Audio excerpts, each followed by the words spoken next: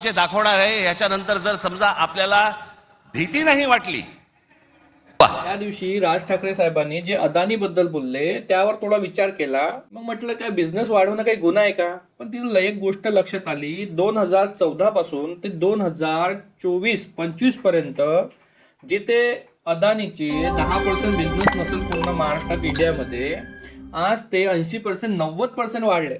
आणि फक्त ते वाढले नाही, ते आता एक राज्य करायला सुरुवात केली, म्हणजे मनोपल्ली. मागे तुम्ही पाहिलं की इंडिगोची फ्लाईट बंद पडली आणि ते का स्ट्राईक केली त्यांनी.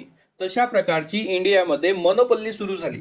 आणि हे मनोपल्ली अदानी कशी करत आहे? 25% एअर पॅसेंजर ट्रॉफिकवर, 33% एअर कार्गो कंट्रोलवर, आणि एवढंच नाही, पोर्टमध्ये 30%, कंटेनर ट्रॉफिकमध्ये 45%. आता हे एक प्रश्न आहे का एवढं मोठं डॉमिनेशन जर इंडियामध्ये सुरू झालं तर इंडियामध्ये अनेक सेक्टर आहेत जिथं अदानी घुसलाय. जेवढ्या नोकऱ्या टाटा ग्रुपने वाटल्या, TCS ने वाटल्या, त्यामध्ये जर विचार केला तर अदानीचा बिझनेस त्याच्यापेक्षा मोठा झाला. आणि फक्त नोकऱ्या किती? मात्र 36 ते 40 हजार पर्यंत असेल जवळपास जे काही.